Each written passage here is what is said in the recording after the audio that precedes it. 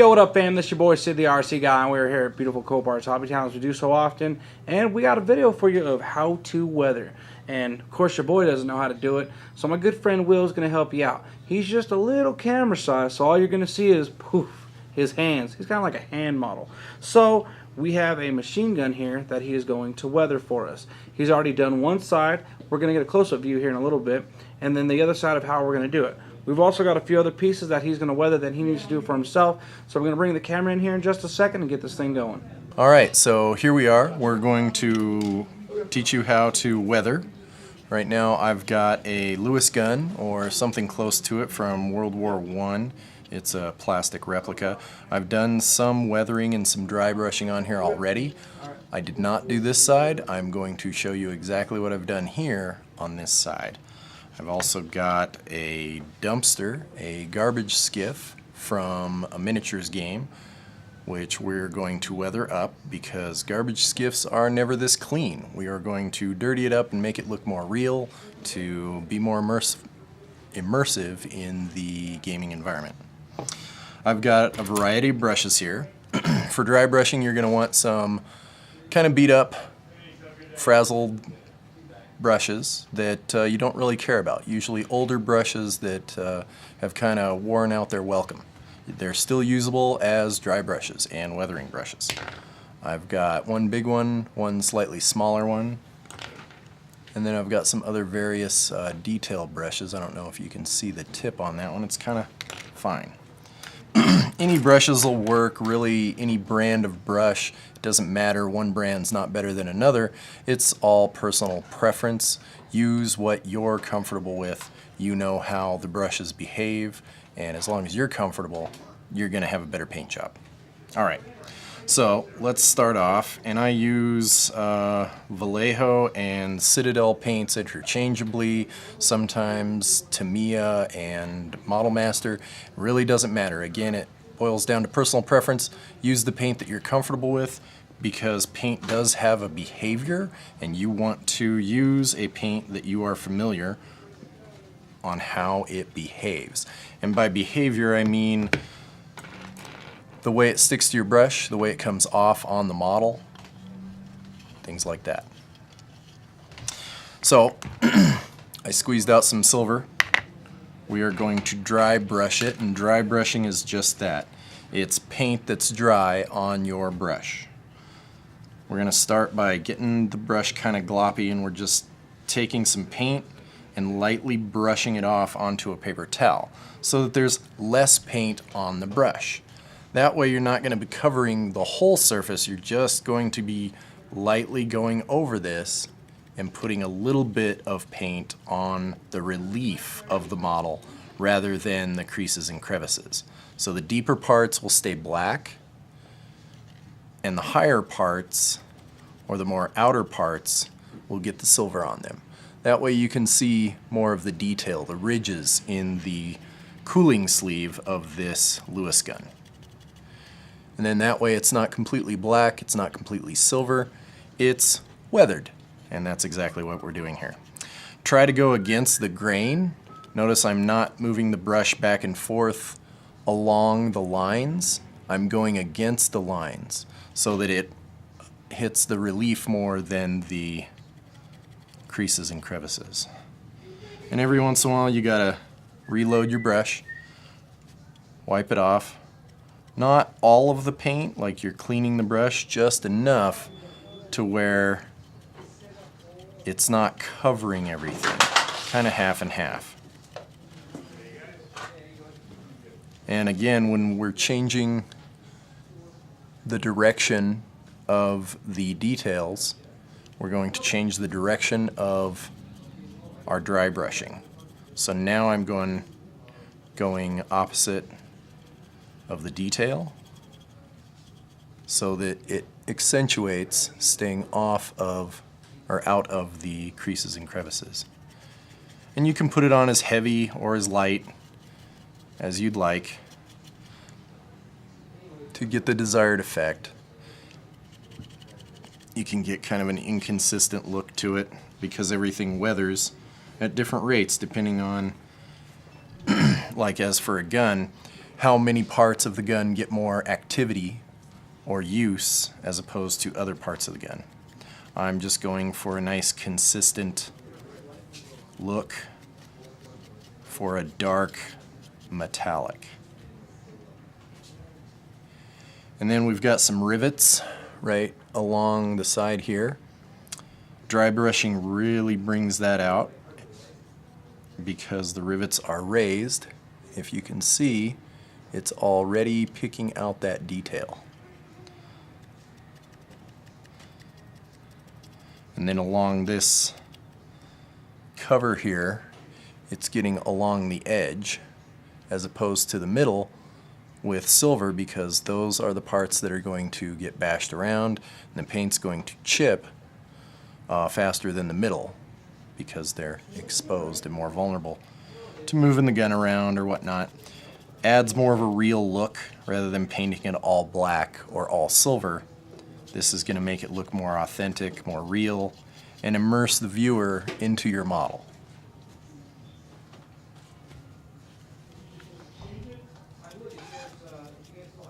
A little bit more, you can go straight lines. Sometimes you can go in a circular pattern with your dry brush. And you can go over it with more and more layers until, of course, you get the desired effect, the desired color. Make sure you get all the surfaces that you want weathered. Models are three-dimensional. You can't just paint one side. You got to paint all 6 sides. Sometimes the inside as well. So that would be a 7th side. Just like which side of the Wookiee is the hairiest? Is it the top side? The left side? The right side? No, it's the outside. Bad jokes withstanding. Alright, we've got just about everything silvered up just enough. Forgot the tip of the gun, but that was easy enough to remedy. That way, this side of the gun is now looking a little bit weathered with just some simple dry brushing, almost like this side. Shake up your paints, make sure you get consistency with them, especially when you're working with metallics, as the paints do separate. Sometimes you can hold the paint jar open with another brush handle there. This is a lighter silver. As you can see, hopefully, it's got more white in it. We're going to use this even more sparingly to highlight the dry brushing that we've already done.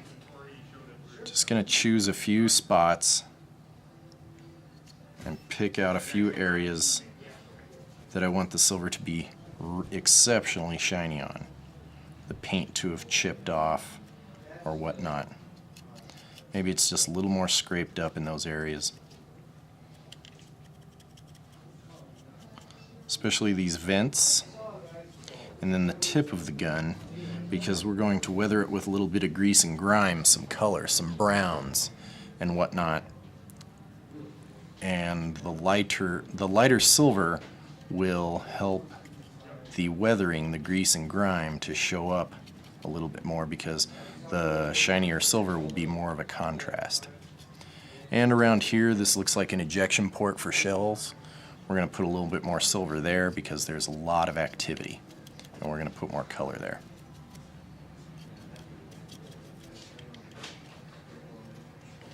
That's looking pretty good. See, there's some inconsistency. There's more bright here as opposed to through the cooling sleeve, and then it's a little bit brighter around the tip.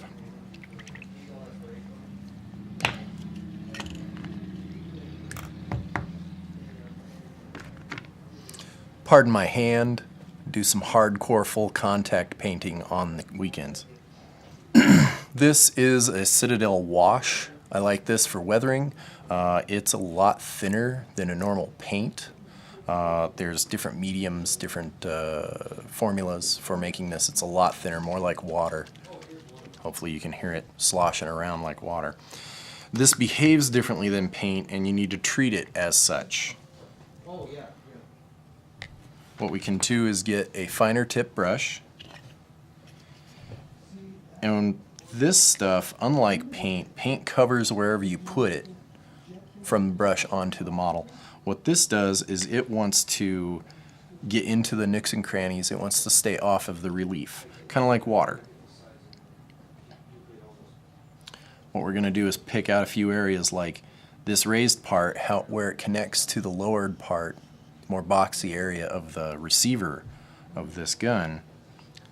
We're going to go along this connection where there's a inside corner, because that's where dirt and grime usually starts to collect.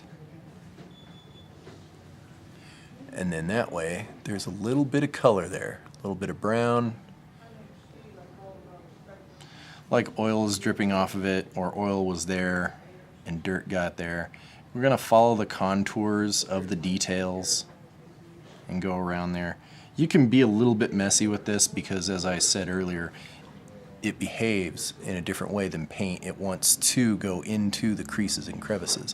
You can kind of see like more of a grimy look, a little bit of color rather than just silver and black. Now there's some brown and some auburns in there. Always hit the bolts, little rivets here. That'll help bring out that detail, and that's another place where grit and grime starts to collect.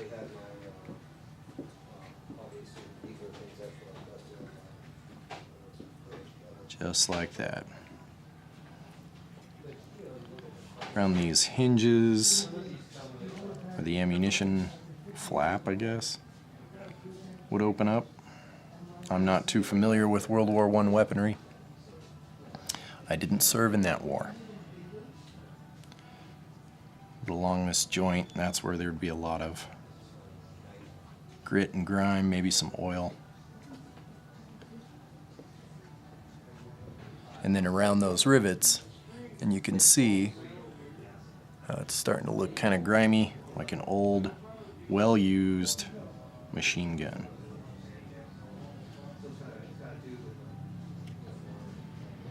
So everywhere there's a contour or some detail you want to draw out, put a little bit of the ink or the wash.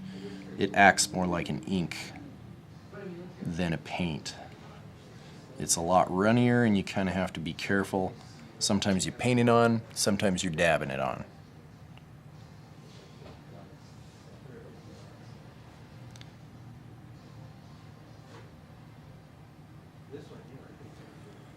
Now you can kind of see some of the grit and grime that I've added onto there, especially at the top where those two rivets are and that hinge.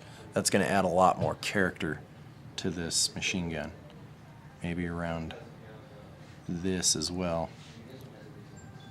Anything protruding from the body of the machine gun will start to collect dirt, grease, grime. So it was out in the wind, stuff fell on it. Create whatever story you want. That's starting to look pretty good. One more look before we move on to the next color. Here's the copper color. We're going to add a little bit more color. If you've ever been around firearms or metal that frequently gets heated up and then cools off, the metal starts to separate the carbon and the alloys, and discoloration often happens, especially around places that get very hot often, like the vents here, the tip. Plus there's also shells or projectiles flying out of here, bullets. A lot of those are metal or lead, softer metals, and they'll flake off and a lot of the dust collects in those areas, especially like shell ejection ports or ports where bullets are going in. All of that dust accumulates. We've got our smaller dry brush. Pretty stiff bristles because this is a very, very old brush. And we're going to get the paint a little thick. You don't want watery paint in your brush. You want to brush it off on a paper towel or a newspaper or something like that to where there's just a little bit of paint on there, to where you're almost scratching it off of the brush onto the model itself. And again, go against the grain or the texture of the model and just add a little color. Very subtle. Subtle is the key. We don't want to color this copper because that'll look like it's made out of pennies or something. But as you can see, it's just enough little color to draw out those details. Gives a little more visual interest rather than just black and silver. Although just the black and silver dry brush makes this look good, we're going to make it look better by drawing the viewer's eye with a little bit of color. A little bit more visual interest.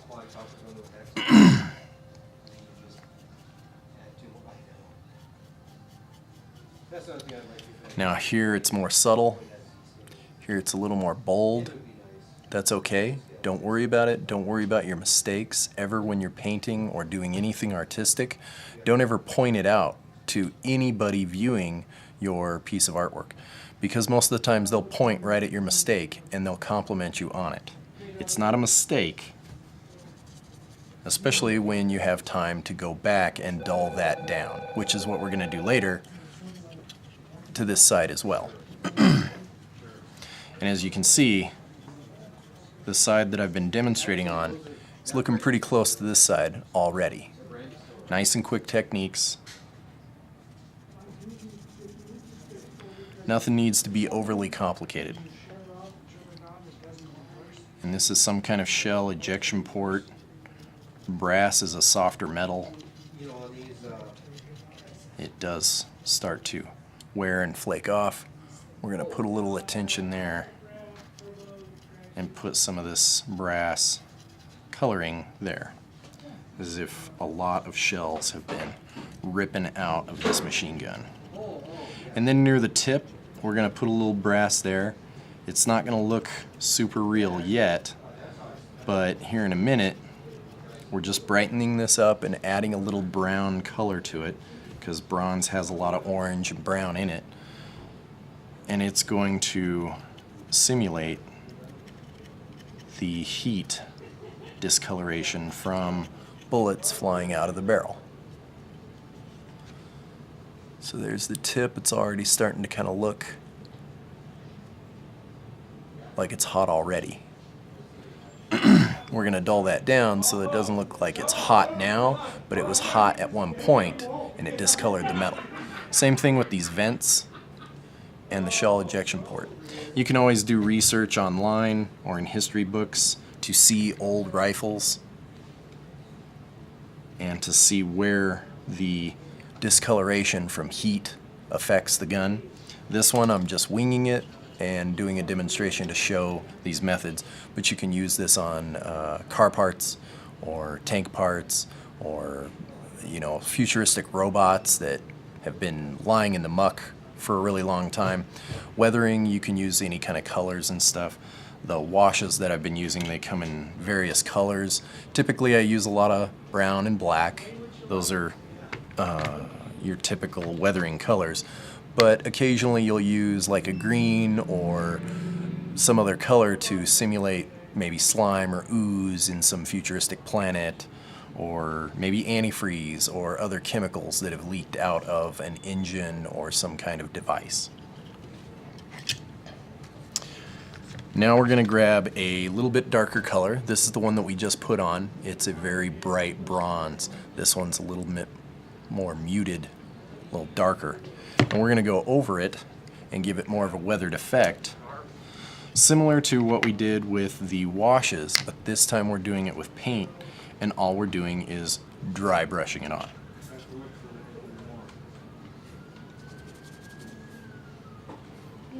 Every time you clean your brush, there's going to be a lot of water or thinner in the brush, and it's going to water the paint or thin it down when it's in the brush. So the first few passes, you want to get some paint on your brush and then wipe it off a couple times. You're not putting any paint on the model piece, because what you want to do is get a lot of paint in the brush so it's kind of goopy and it doesn't make a solid line. It makes more of a spray paint effect, a gradual fading effect. Because that's really what dry brushing is. If you look at the paper towel, it's bringing out the texture in the paper towel, staying out of the divots. The texture of the paper towel staying on top, the top texture, the relief. Now we're going to go over those bright spots and dull them down. The reason why we go brighter first is so that we can leave some of that brightness on there, and it'll make this darker color show up a little bit better on the darker background. It'll draw the eye a little bit more and bring out those details, bring out your efforts. And if you got it a little too bright somewhere, just hit it with a little extra dark to tone it down. And you can make it inconsistent, make it darker on one side, lighter on the other. Play around with it.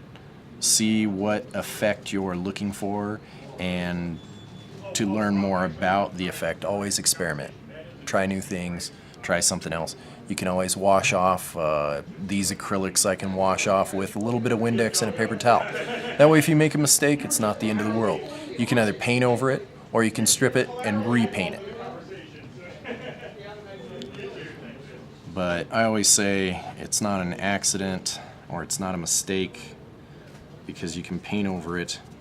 Or a lot of times it'll be a happy accident because you did something inadvertently that you wanted to do, or people will compliment you on it, so don't tell them it was a mistake. And here at the tip of the muzzle, I'm purposely doing the darker rust color or darker bronze color towards the end, and I'm leaving the lighter color towards the middle. That way there will be a little bit of a fade effect. Like it goes from darker to lighter, as if the tip of the gun is a little dirtier. And I'm going over to the other side of the rifle, the machine gun, the part that was pre-painted before, and I'm dulling down those pre-painted parts to where the whole machine gun looks similar.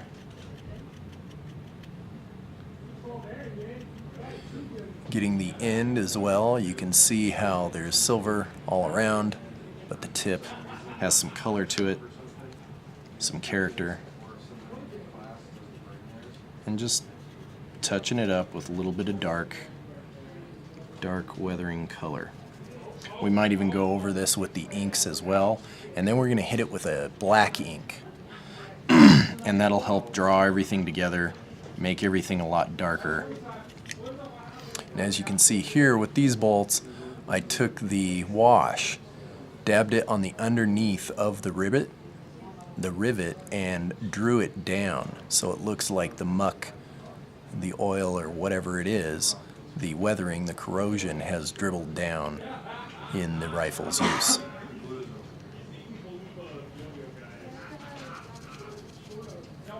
It's kind of wasteful on your paint, but the end effect is worth it, trust me.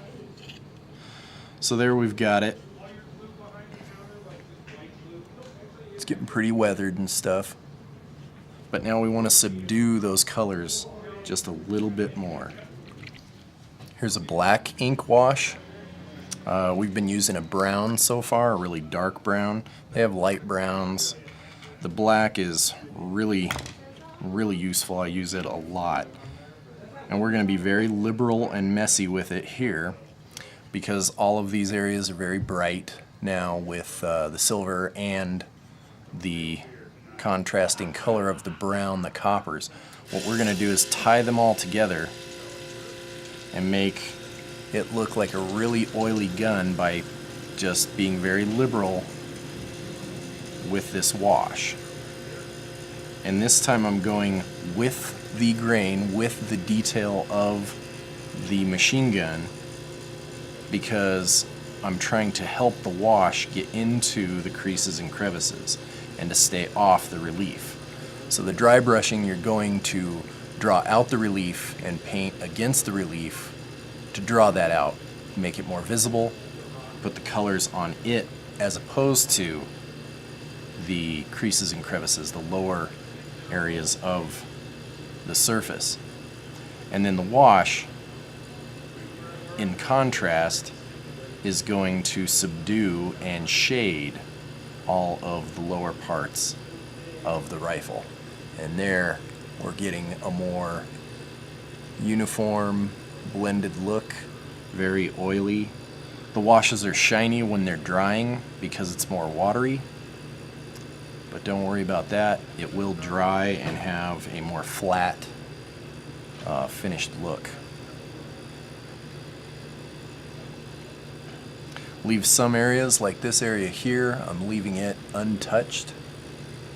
The edges here have the wash in it, but that middle part does not. And all along the sleeve, all along these grooves, I'm putting the wash in there, especially these vents that we put more color on to subdue the color and make it look grimy. Because along with the heat colorization on the metal, it's going to pick up more dirt in those areas.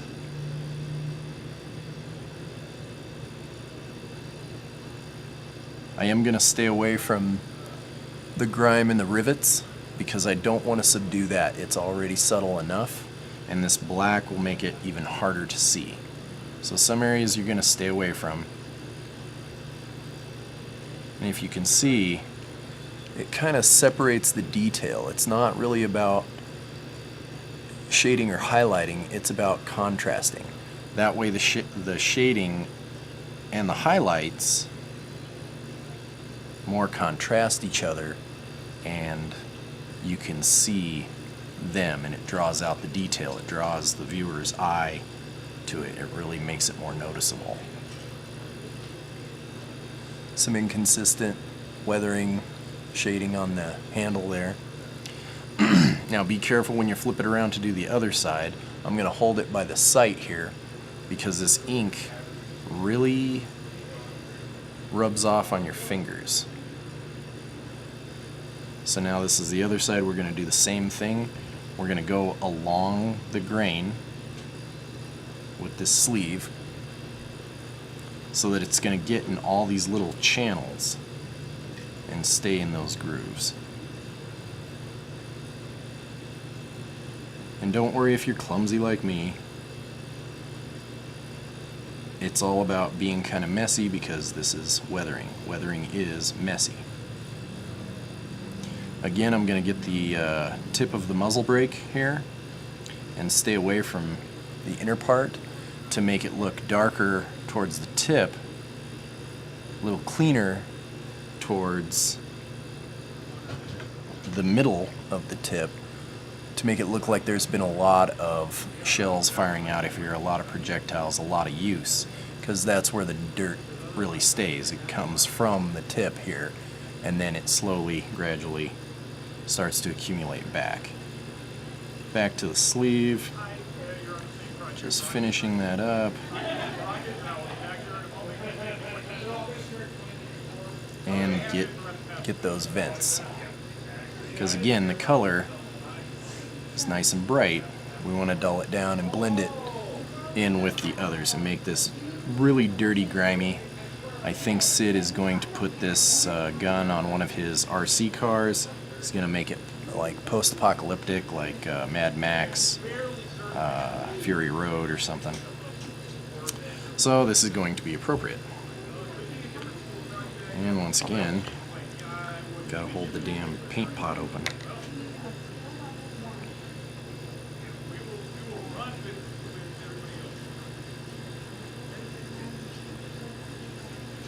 This goes on just like paint. It just behaves a little differently than paint. You'll notice that it tries to adhere to a corner as opposed to flat spots.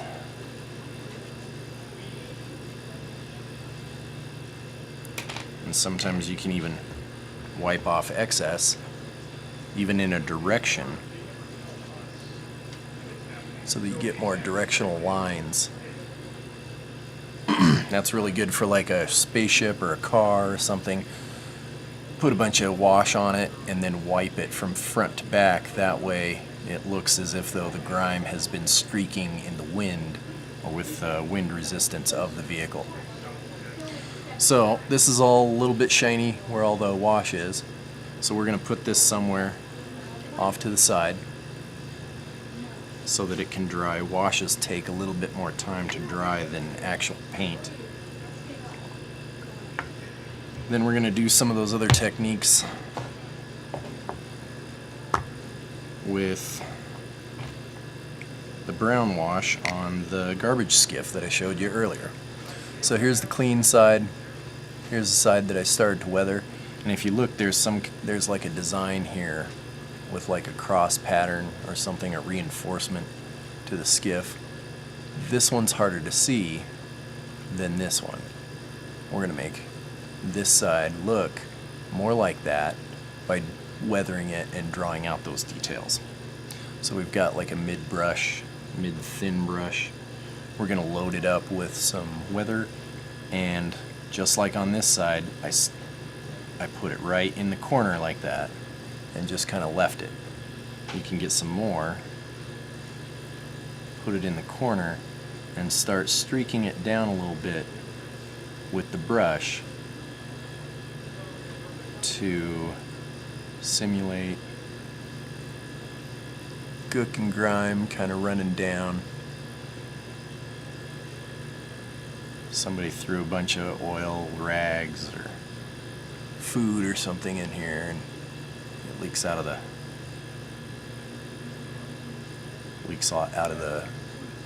garbage skiff and makes a lot of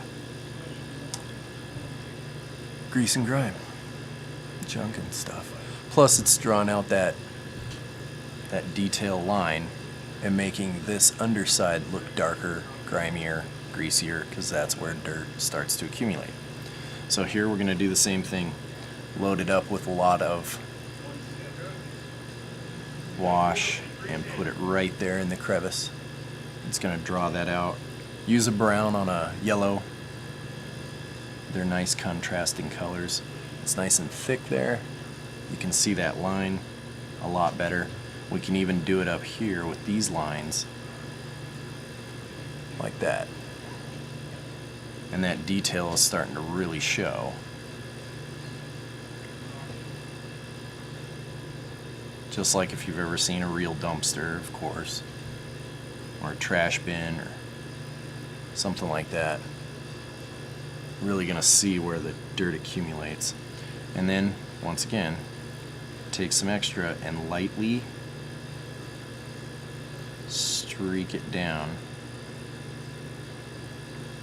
and make little grease drips or grimy drips or oil drips, whatever. Really inconsistent pattern. Some are thick, some are thin.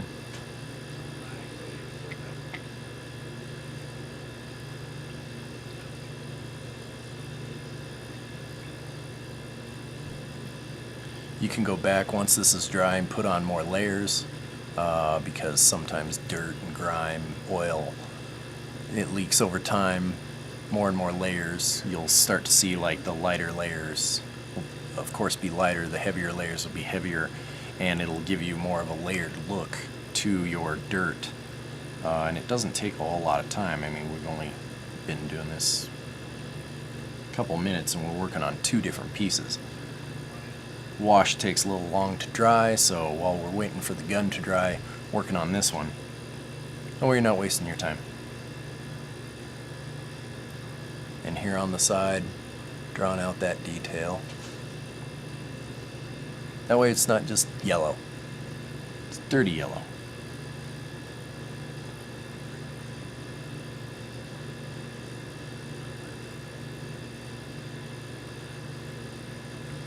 Drawing out more drips, just haphazard. And that's one way to weather. All right, fam. Hope you guys enjoyed that from my boy Will. Like I said, he's a little camera shy. But if you guys got any questions, comments, concerns, feel free to hit us up at Coparts Hobbytown, or you can hit me up on my personal page. We are going to do way more videos because this guy does a phenomenal job. I don't think I could have done that. I'm going to attempt to, and then let him make fun of me, and then let him correct it for me. But thank you, Will, so much for hooking us up and showing us how to do this weathering video. As always, guys, please hit the like and subscribe button. Check us out at Coparts Hobby Town, both Facebook pages, and make sure to check out our YouTube if you're not already on there, which you should be, because you're watching it right now. So hit that subscribe button. As always, my normal sign-off is keep your lapels charged, but I guess we're going to have to come up with a new one for when we're doing stuff like this. As always, I'll let you guys later. Peace.